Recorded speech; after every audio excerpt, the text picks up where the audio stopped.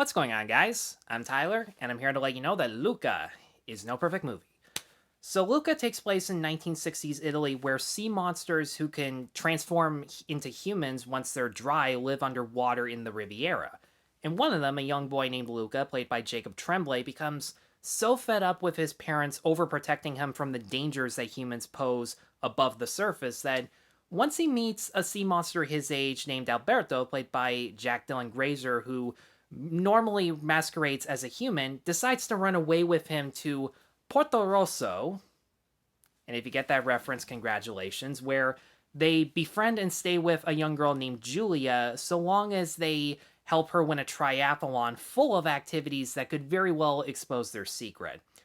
Now, the general consensus from people who have seen Luca, love or hate it, tend to declare this one of Pixar's lesser films. And I will admit, this is by no means an original or inventive movie, especially not from Pixar, but I gotta be honest, for the first hour or so, I flat out loved it. I haven't enjoyed a Pixar movie this much in an extremely long time, and maybe it's because I did walk into this as blindly as possible.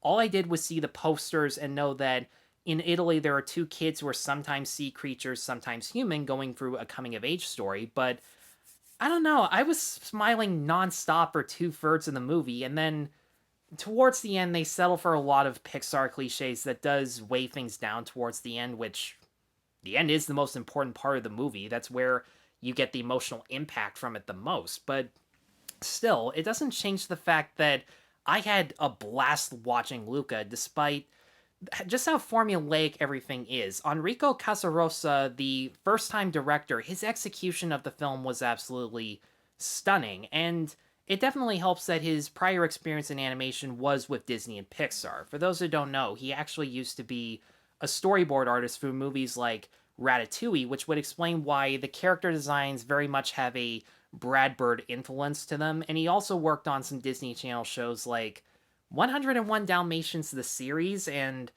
I'm not even kidding when I say this, PB&J Otter. Show of hands who has seen PB&J Otter as a kid, because I used to watch that before Stanley or Bear in the Big Blue House would pop up. Those two were the essential Playhouse Disney shows, but in any case, I never thought I would say that a storyboard artist for PB&J Otter would make something so stunning in his feature debut, but the animation in Luca should be considered some of Pixar's best, just based on how beautiful and breathtaking the colors in this movie are. Everything from the bright blue sky, the oceans, the scales on the sea creatures, this one field that they drive through on a Vespa with these lush and gorgeous yellow fields. The entire town of Portorosso looks stunning because of how bright, vibrant, and lush the colors and almost photorealistic textures look, especially during these daydream sequences where every time Luca experiences or imagines a life-changing experience, the color palette, the use of slow motion to either make things feel more breathtaking, more emotional, or just even more hilarious, and the constant amount of creative ways they show a child's imagination just gives you this nostalgic feeling of what it's like to be a kid discovering things for the first time again. Not to mention, the city of Portorosso itself looks incredible. As I said before, the photorealistic textures of things like clothing, building, islands, even minor details like bicycles and plants are undeniably impressive to look at. There are so many hidden homages to movies from Federico Fellini, from Call Me By Your Name, or as I mentioned before, Porco Rosso, without ever drawing attention to itself. Because in my opinion, the sidekick Julia reminded me a lot of the granddaughter from Porco Rosso in regards to her hair color, some of the clothes that are in the movie, some of the clothes in Kiki's Delivery Service, because that had an Italian type of setting too. And she's also passionate about automobiles. It just so happens to be more about bicycling and Vespa motorcycles as opposed to airplanes, because Luca and Alberto have this dream of getting their own Vespa and driving cross country just to see the world. So there are so many homages that just don't call attention to itself, which in my opinion are the best ones that you could come up with. Whenever they show pasta, because it's Italy, you got to show some type of Italian cuisine, looked 100% tangible coming from someone who makes pasta from scratch on a regular basis. It could not look any more authentic. And the musical score, perfecto.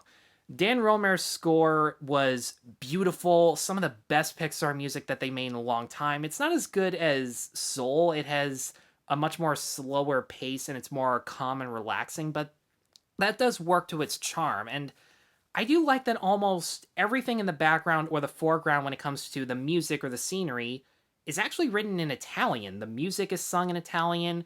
All the signs on the buildings or even the opening and closing credits are written in Italian. And they even hired famous Italian singers of the movie's era to put you into the atmosphere, and it works to great effect. There was one thing I was a little hit and miss upon, and that's the Italian accents and the way they enunciate everything in the cliched way that you would expect for a movie or show like this. It kind of goes back and forth depending on the line delivery of the actors, but then again, half the cast even is Italian, so maybe it's not as cliched as I imagined it to be. Speaking of which, even though nearly every character in this movie is a Disney or Pixar cliche in some capacity, the actors they hired are so genuine on their own, let alone when they have to share chemistry with each other, that they are so consistently and infectiously charming. Jacob Tremblay, once again, is great at portraying a character who longs for a life that is more exciting and unpredictable than he has, but of course, it comes at the price of getting that wish and realizing that it comes with a lot more risks and danger. But from the very first scene, it's clear that he can be a smart and responsible kid. He just needs something to be passionate about, and it's his lust for life and his desire to learn anything about humanity. In case you haven't noticed, it's very much in the vein of Ariel from The Little Mermaid, except the only real difference is he actually does learn things about human life that are completely useful. And it's also the reason why he's willing to walk into a situation with no clue how to do it and completely scared shitless, but he still goes through it anyway because he's going to learn something and it'll be better than the safe but boring daily routine that he experiences. Every time Luca was in a scene with Alberto, I could not stop smiling because the dynamic between him and Dylan Grazer was outstanding. Grazer was just as good, if not better. This might actually be one of my favorite Pixar characters because he has the usual comedic sidekick who claims to know everything. He's incredibly street smart, but he's hiding a deep and tragic backstory. But unlike other sidekicks in kids' movies like these, where he actually does know 100% what to do or say, and he's the mentor figure, he only knows a little bit more about humanity than Luca does. So there's figuratively and literally a genuine fish out of water story where the two of them need each other in order to learn things and get by in life, and they need Julia more than ever because she doesn't really have that great of a character arc. She kind of exists more to be a mentor figure in the vein of Belle from Beauty and the Beast, but she still works great in that regard because she creates a beautiful trio that has some extra strengths that are added in, but also some jealousy because without spoiling anything, when she teaches Luca something that he excels at but Alberto doesn't, that's where the genuine flaws of the relationship come in, but not in a contrived, plot-driven way. It felt more realistic than some Pixar relationships I've seen recently, which, speaking of relationships, somebody's going to ask me this in the comments eventually, so might as well get it out of the way. Do I believe the director when he said that he wrote Luca and Alberto as platonic friends? Yeah, I do.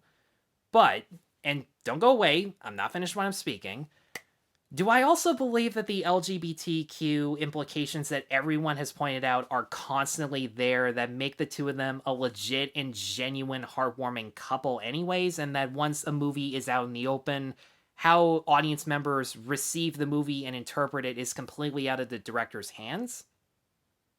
Yeah, I've believed it before about Webby and Lena, so I'm not exactly going to become skeptical about this relationship, but granted, the sea monster metaphor could really apply to any demographic that feels like outsiders compared to the large majority. It can be about race, it can be about immigration, it can be about sexuality, as I just pointed out. It could be about ideologies, because Luca philosophically disagrees about human life compared to what his other family members think, and it could even be about disabilities, judging by this one great side character who discovers Luca and Alberto's secret but sympathizes with them within an instant, and that's what makes the messages feel so universal. And I also really love that the movie acknowledges that not everyone is going to understand or accept your differences, but it's who can and does that count the most, which is high praises coming from Disney, seeing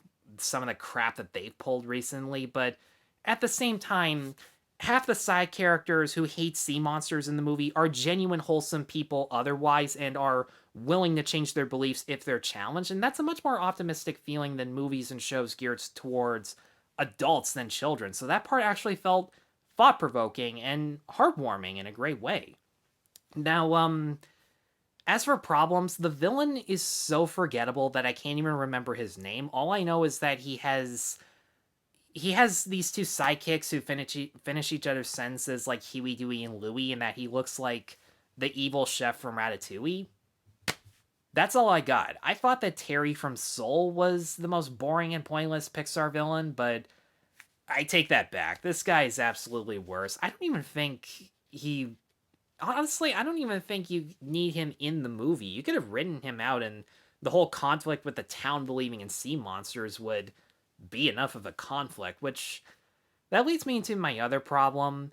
The reason they give as to why sea monsters and humans hate each other was too simplistic. It really just revolves around differing appearances to motivate the blind hatred, and I know there are some people who are going to say, what's wrong with that? This movie proves that there's no excuse for blind hatred, and it's not that that part's not true. It absolutely is. It's just you can't teach kids to dismantle hatred and change people's minds if you don't show them that sometimes you have to listen to the other hateful side to understand where they're coming from. For example, I have this one family member who I convinced a long time ago that gay people are good people. They're not sinners. They're not out to get you. But I wouldn't have been able to prove that if I hadn't listened to why they became so hateful towards others in the first place based on what they were taught in church. It was uncomfortable and some of, if not the worst things I heard from them, and I questioned how much I loved them and understood them to begin with. But at the same time,